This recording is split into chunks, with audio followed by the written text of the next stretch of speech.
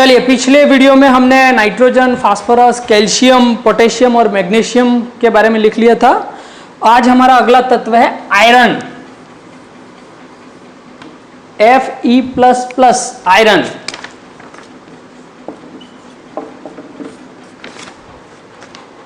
तो पहले तो इसकी भूमिका हम लिख लेते हैं। पहला लिखिए, यह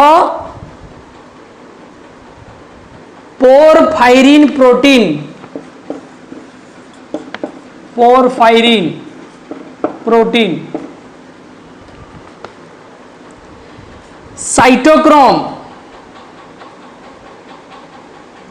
साइटोक्रोम पर ऑक्सीडेज एवं कैटेलेज का मुख्य घटक होता है। यह पोरफायरिन, साइटोक्रोम, पर ऑक्सीडेज एवं कैटेलेज का मुख्य घटक होता है। चलिए अगला लिखिए, पर्णहरित के निर्माण में महत्वपूर्ण भूमिका।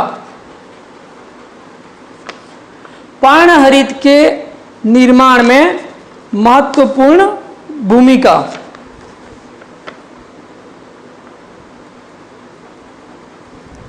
चलिए नेक्स्ट, जैविक नाइट्रोजन स्थिरीकरण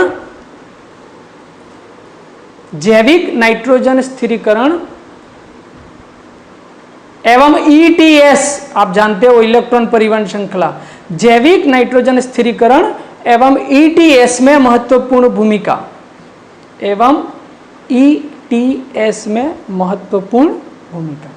इसका रीजन क्या है? फेरिडोक्सिन एक प्रोटीन होता है, आयरन से बना होता है, जो इलेक्ट्रॉन कैरियर का काम करता है। उसके लिए आयरन आवश्यक होता है और इसकी भूमिका ETS में भी होती है और बायोलॉजिकल नाइट्रोजन फिक्सेशन में भी होती है। चलिए, तो ये तो भूमिका है। अब लिखिए आप नेक्स्ट, कमी के प्रभाव। पहला लिखिए, युवा पत्तियों में शीघ्रता से अंतःशिरीय अहरिमता। युवा पत्तियों में शीघ्रता से अंतःशिरीय अहरिमता।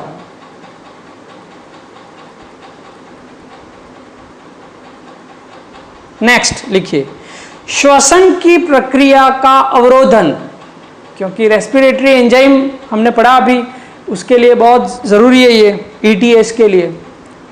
श्वसन की प्रक्रिया का अवरुद्ध होना।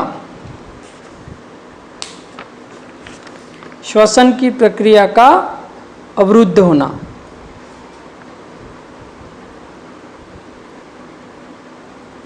नेक्स्ट लिखिए, हरित लवक का विघटन। हरित लवक का विघटन।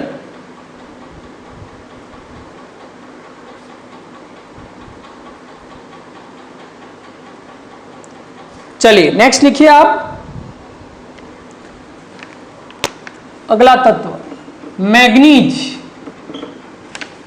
Mn+, manganese.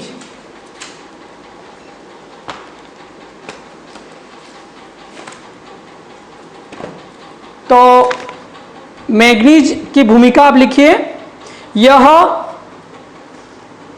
Nitrate reductase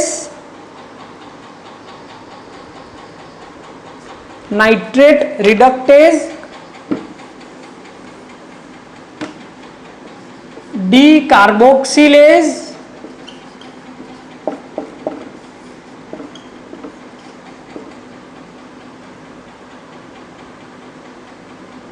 dehydrogenase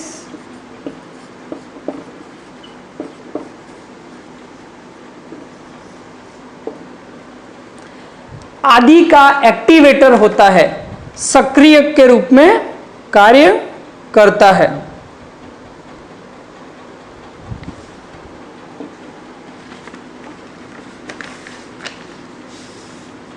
next, लिखिए, यह पर्णहरित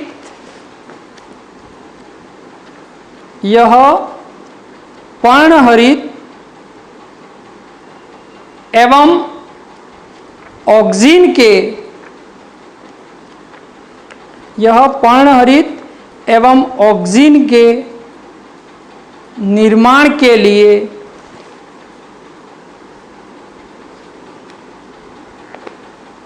आवश्यक होता है।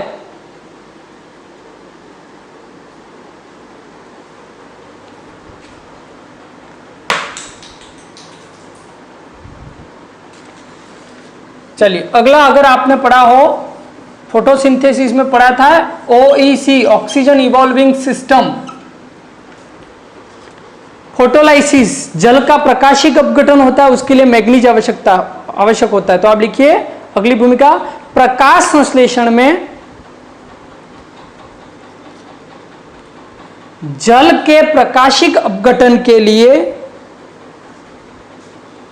प्रकाश संश्लेषण में जल के प्रकाशिक अपघटन के लिए यह आवश्यक होता है।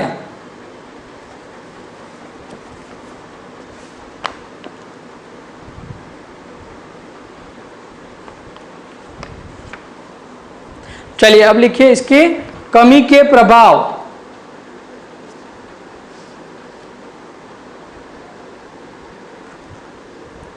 हाँ लिखिए, इसकी कमी से पत्तियों में उत्तकक्षयी धब्बे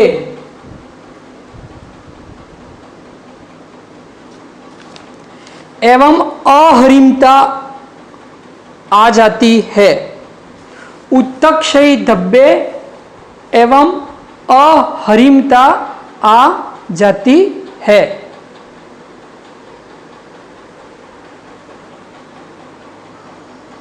नेक्स्ट, लवकों में स्टार्च की कमी हो जाती है। प्लास्टिड में से लवकों में स्टार्च की कमी हो जाती है।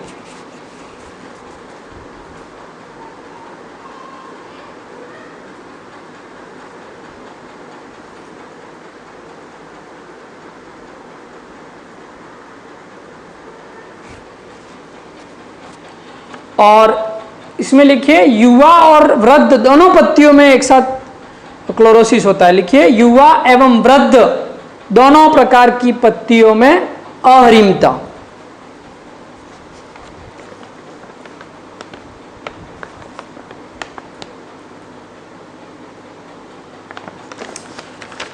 चलिए नेक्स्ट आप लिखिए, बोरॉन।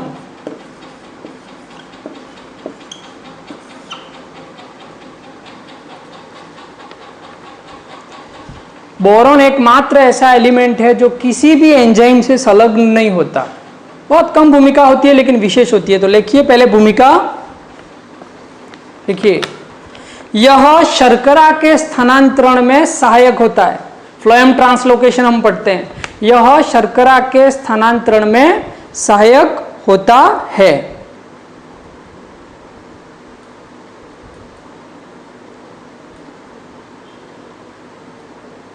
नेक्स्ट, पराग नलिका के निर्माण में सहायक होता है। पराग नलिका के निर्माण में सहायक होता है।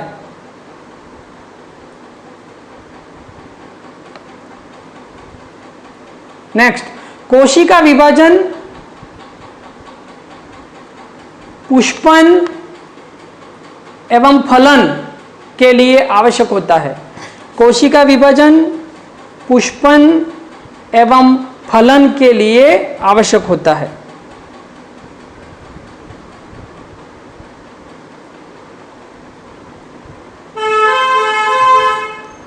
चलिए अब इसके प्रभाव देखेंगे, इसकी कमी से होने वाले प्रभाव।